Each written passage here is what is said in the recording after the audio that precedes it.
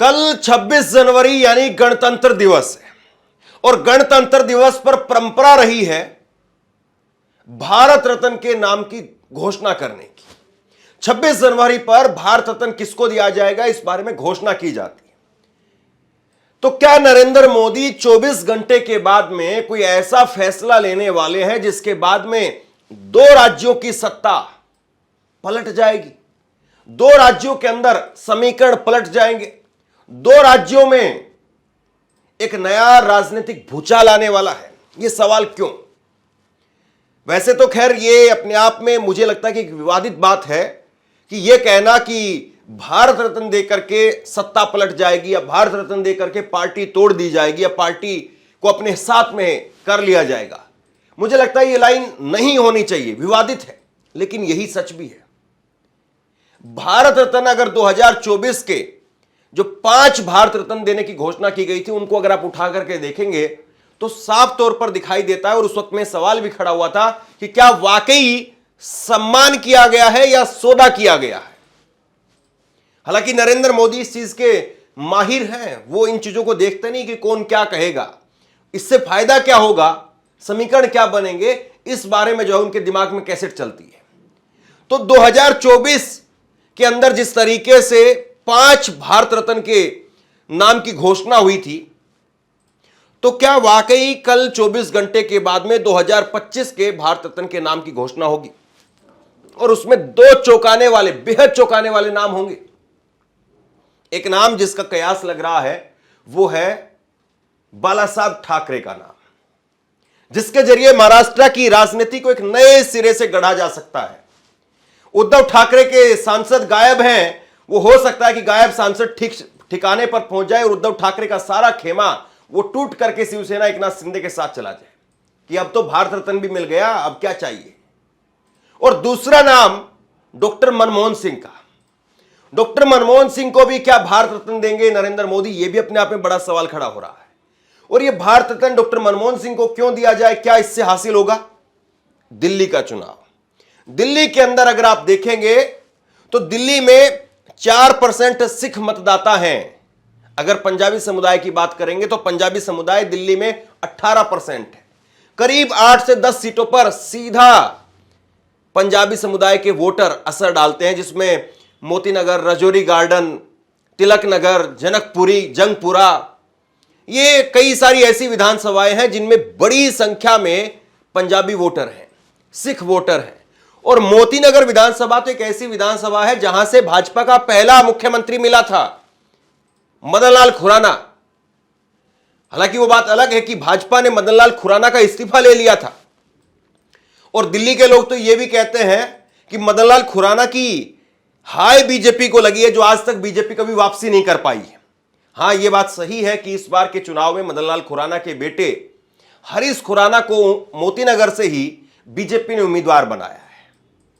लेकिन क्या वाकई मनमोहन सिंह के निधन के बाद में जो एक गुस्सा दिखाई दिया पंजाबी समुदाय के अंदर कि डॉक्टर मनमोहन सिंह को स्मारक बनाने के लिए जगह नहीं दी गई, डॉक्टर मनमोहन सिंह को अंतिम संस्कार के लिए राजघाट में नहीं ले जाया गया, उनका निगमबोध घाट के अंदर अंतिम संस्कार किया गया, तो क्या उस गुस्से को कंट्रोल कर पाएंगे नरेंद्र मोदी इसके बाद में?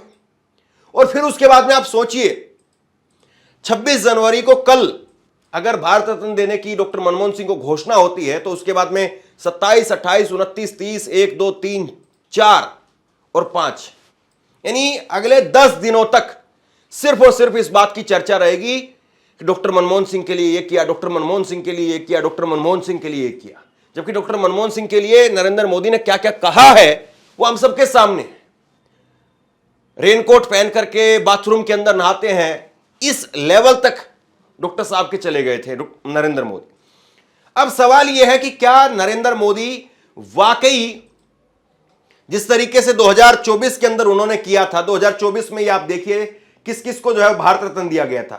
कर्पूरी ठाकुर, लालकृष्ण आडवाणी, चौधरी चरण सिंह, MS स्वामीनाथन और PV नरसिम्हा राव।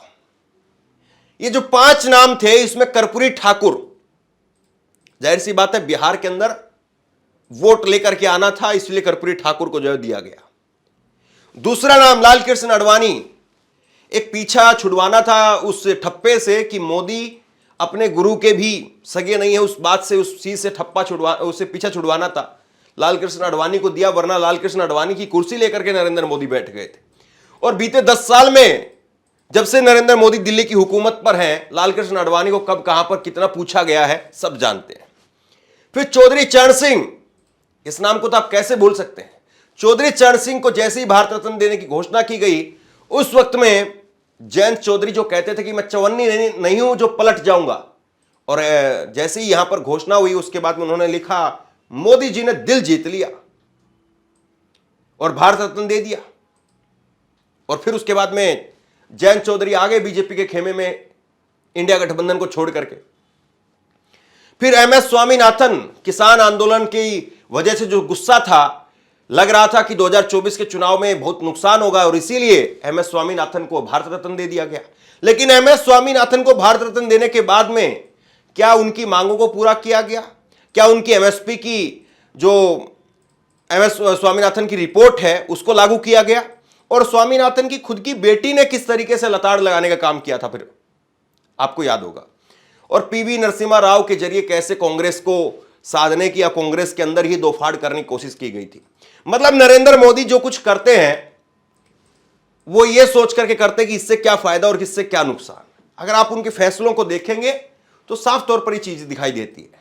इससे पहले प्रणब मुखर्जी को भारत रत्न दिया गया और प्रणब मुखर्जी कांग्रेस के ताउम्र नेता रहे, लेकिन आखिरी में जाकर के RSS के मुख्यालय में वहां पर पहुंच गए।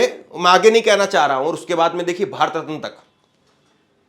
तो सवाल अब यही है कि क्या नरेंद्र मोदी दो नाम बाला साहब ठाकरे और डॉक्टर मनमोहन सिंह, इन दोनों को भारत रत्न दे करके नरेंद्र मोदी दो नए समीकरण तलाश कर रहे हैं कि इसके जरिए महाराष्ट्र के अंदर उद्धव ठाकरे का पूरा खेमा वो शिवसेना में या तो आ जाए या उद्धव ठाकरे खुद ही वो भी लिख दे फिर उसके बाद में दिल जीत लिया मोदी जी ने और आ जाए वापसी, घर वापसी कर ले। क्या ये होगा? और क्या इसीलिए बाला साहब ठाकरे का नाम लिया जाएगा?